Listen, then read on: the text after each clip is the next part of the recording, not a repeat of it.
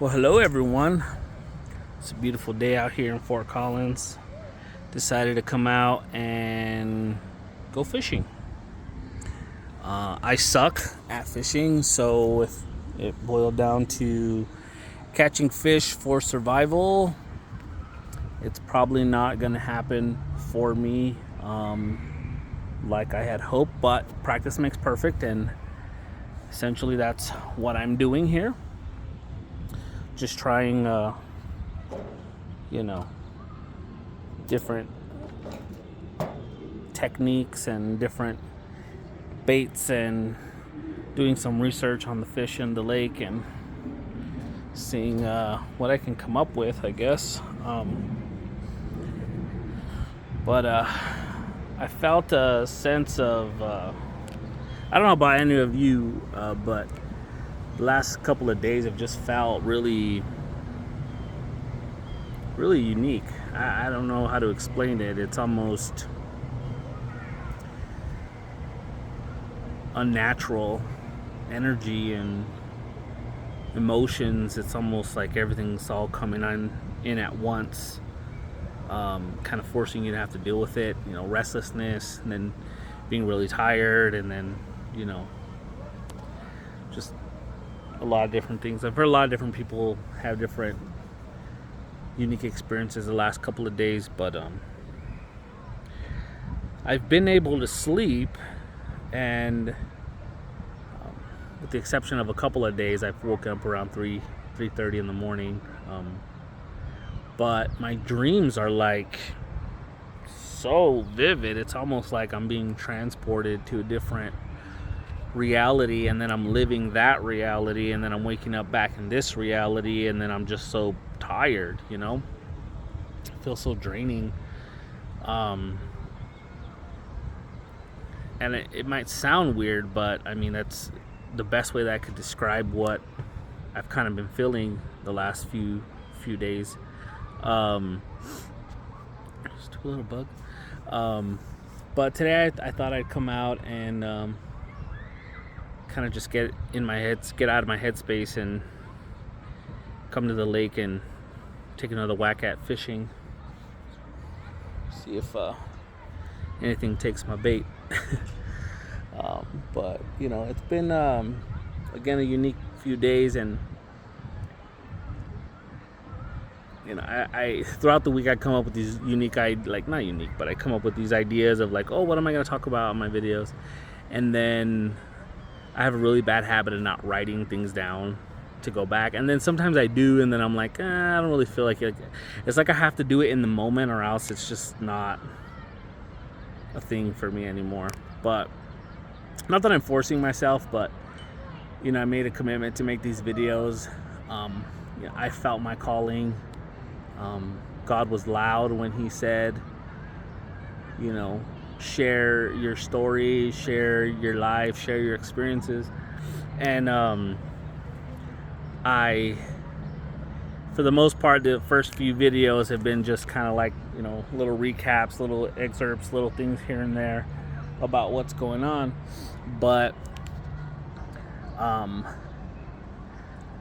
mother, there's a big old wasp trying to chase me. But overall, I've been hesitant to really allow myself to get as vulnerable as I think God wants me to be. So I'm doing baby steps, little by little, trying to open up. When you have years and years of different experiences kind of just inside, it's hard to like just throw it all up. I'm a pretty, not a private person, but I'm a selective person when it comes to who I let in. One of the worst things you can do to somebody is take something they trusted you with in regarding their vulnerability and using it against them in the future, regardless of the situation. I would never do that to somebody, and I would hope that the people closest to me wouldn't do that to me. It's like an unwritten code. It goes beyond loyalty. It's just, those are things that a select few people can know, and when they do, you hope that they don't, let it go. And here I am making videos about it, so that one day maybe more people will see. But is it for me? Is it for you? Is it for us? I don't know. That's not for me to decide what you guys take from the videos, but I really hope there's something that resonates in you, that encourages you to at least speak your truth and live your life. Check my poll. To the best of your abilities. So I think that's an important aspect of growth. It's important to move on and have your own future. Something for me, I had originally planned in this video that I was going to talk about some of my life experience starting in childhood that kind of, now that I'm older, have opened up my eyes. Most of us probably called it surviving, but a lot of it's really God's grace and His protection over us. There were definitely plenty of times in my life where I didn't know if I was going to see the light of the next day. And it sounds silly maybe to some, like, oh, no way, you didn't. But I mean, it's 100% true. There were moments where, like, for example, I was walking, when I was little, we used to walk everywhere. I mean, it was, the 90s, and we weren't so protective and selective on where kids can go. We just kind of roamed free outside and had a good time.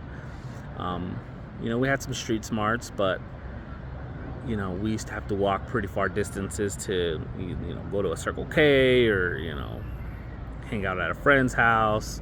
We lived on a reservation, and we lived really far from like stores and stuff, or even the school was pretty far. And where we lived, there wasn't a bus, so we used to have to walk to school, and we used to have shortcuts through the desert that we would walk and find our way to school. Sometimes we'd make our own little trails and whatnot, get pegged with some cholla cactus and whatnot. But there are definitely plenty of times where I'd be walking and people would pull over on the side of the road and try to grab you or pick you up or convince you to get in their car. And I couldn't tell you how many times that's happened to me. Like, it's pretty crazy to think. I used to just run into the desert and run as fast as I could to avoid getting caught. And you would just get home, pick off all the cholla from your shoes or your socks, and you do it again the next day, and it was like nothing. But now you grow up and you're like, holy crap, like, how many times could I have been abducted? All it takes is one, right? And who knows where I would have been. But my instinct and my protection was to run and as fast as I could into the desert where I knew they couldn't chase me. And then just to like fast forward and then be essentially kidnapped by my stepmom at the time.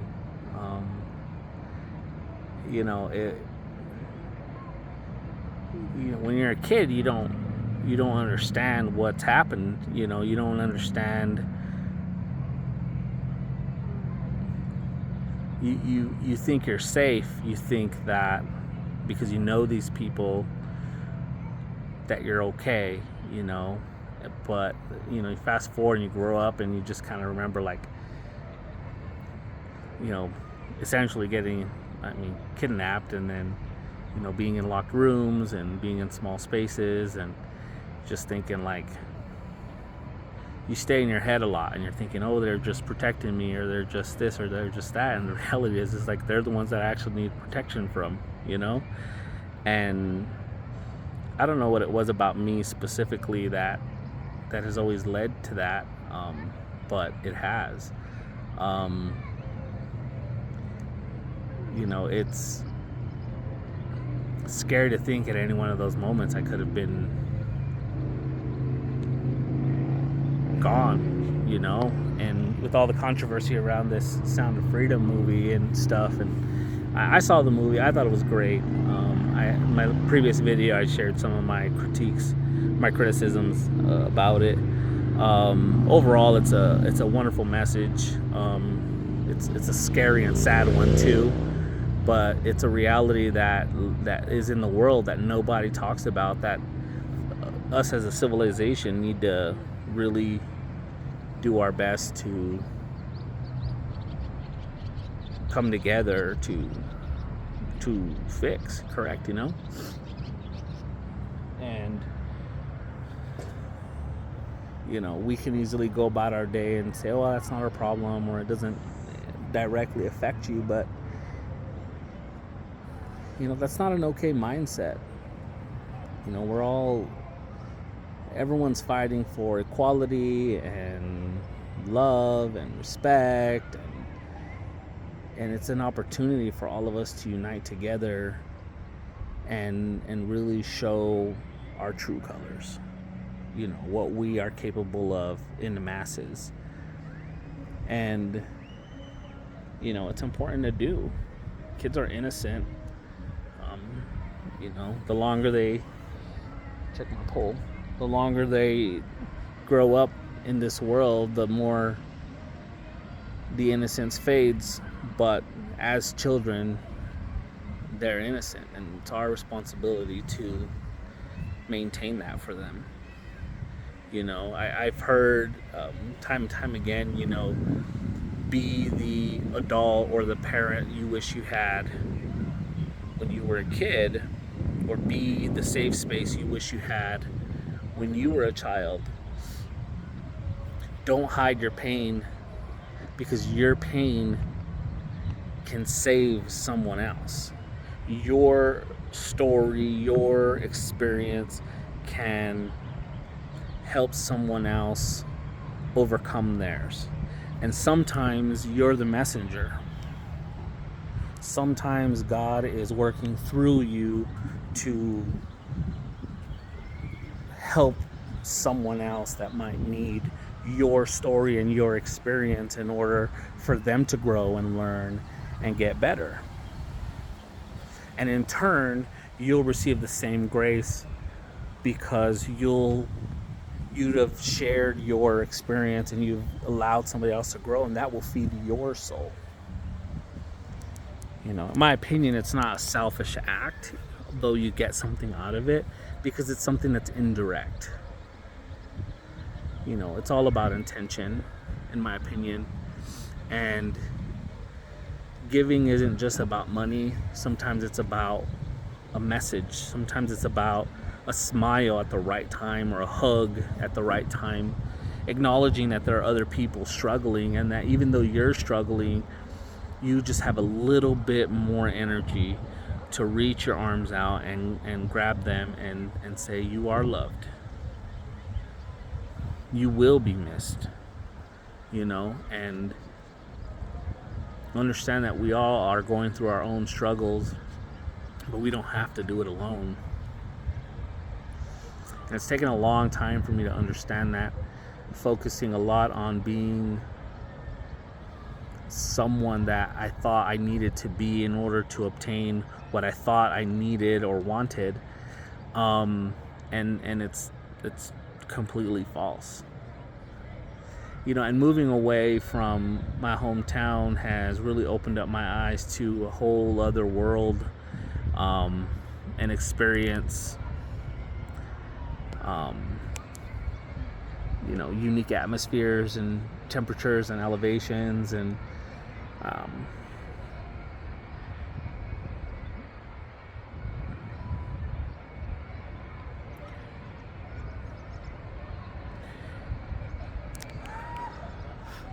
I'm super blessed, and I work hard.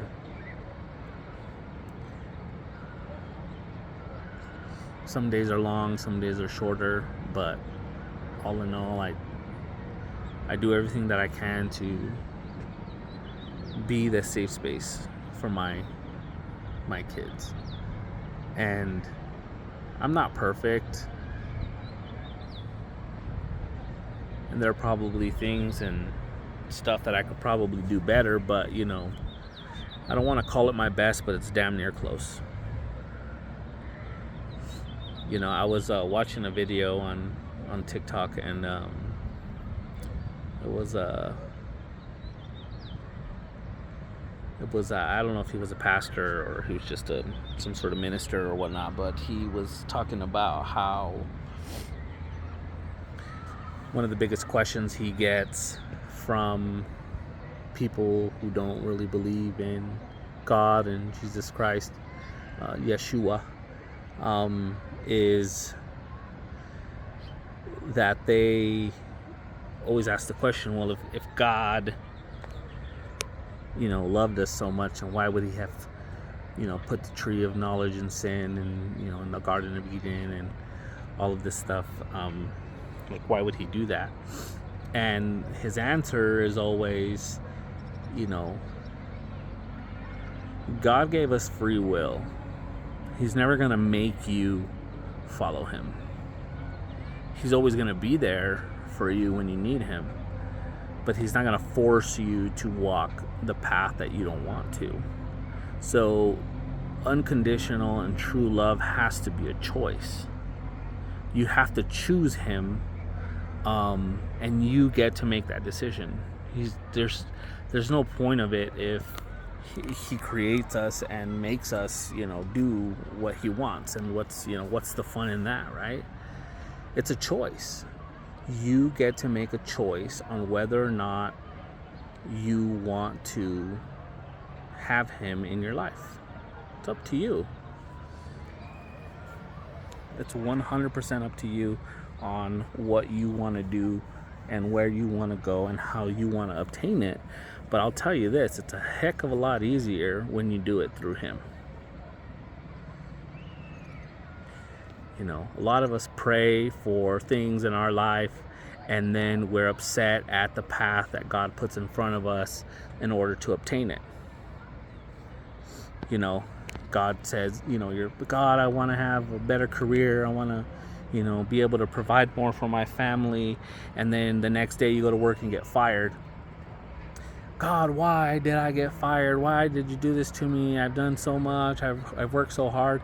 And, it's like you're dwelling in the wrong part of the message. What he's saying is that you weren't ever going to obtain that prayer by staying where you were. So he put you in a situation where you were going to go out and look for something that is going to put you in the situation. God's not a genie. He's not going to pop out of a lamp and if you rub it the right way, come out, like Aladdin, poof, what do you need? Poof, what do you need? It's just, that's not how it works. You pray for patience, God's going to put you in situations to learn how to be patient, But be mindful of what you pray for. It's like that saying, be careful what you wish for. Don't cry wolf. You want something, you're asking him to help you get it.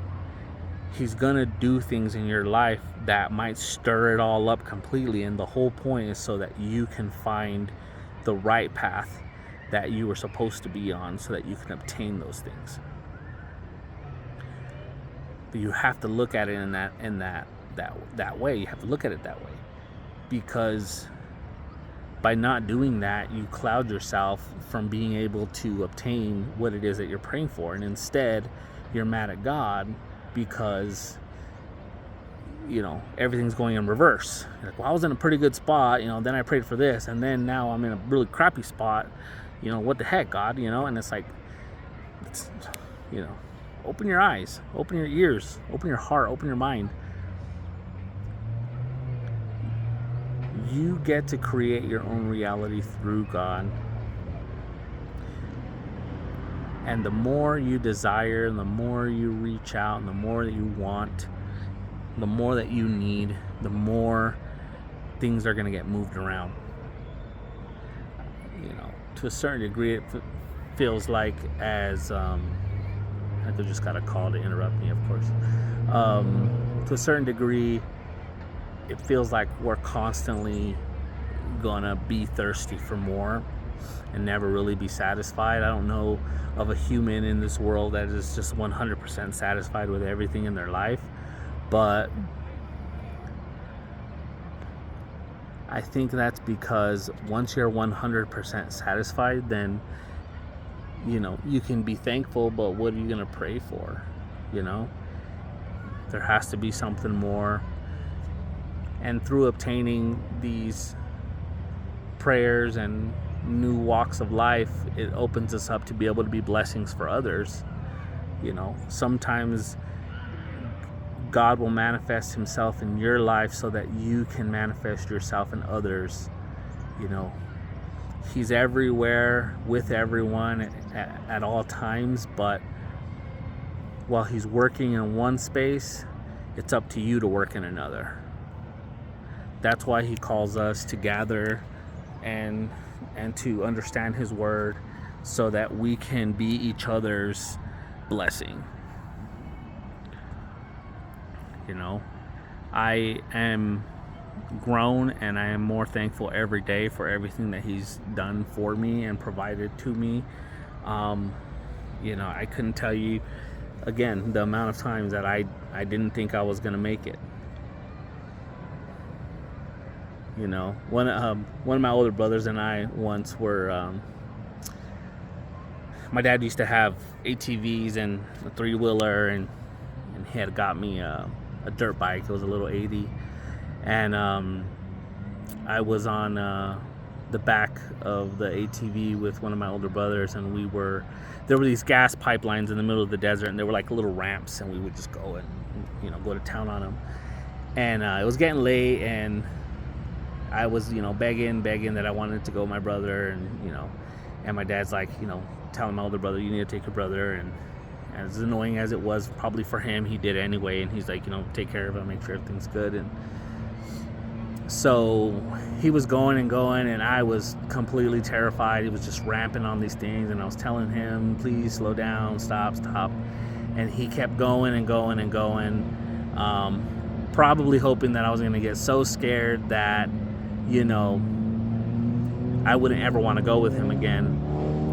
On top of that, he was probably super annoyed because he wanted to go alone, and my dad forced him to take me, and he kept going and going, terrifying the crap out of me until he lost control of the ATV and I flew off of it, and I landed right into a cholla cactus, and I was full of cholla and everything, and my brother just freaked out, and he was like, oh my God, don't tell Dad. And I don't know if you've ever been stuck with a cholla, but they got these barbs on them, and when you pull them out, it sucks. So there he was, hitting me with a stick to try to get the cholla off, and it was this whole big nightmare. And I was all beat up, and we got back home. I couldn't breathe. I was like, I could have sworn my leg was broken. I just, toughed it out, got home. For months I was in pain, but I never snitched on my brother, and to this day I can't walk right. And that's just another instance. There's a lot. Some of them are scary, and maybe it might be for another video. I don't want to make this too long because then the videos take a long time to upload, but Um, I look back and I'm just so thankful, just so freaking thankful. Um,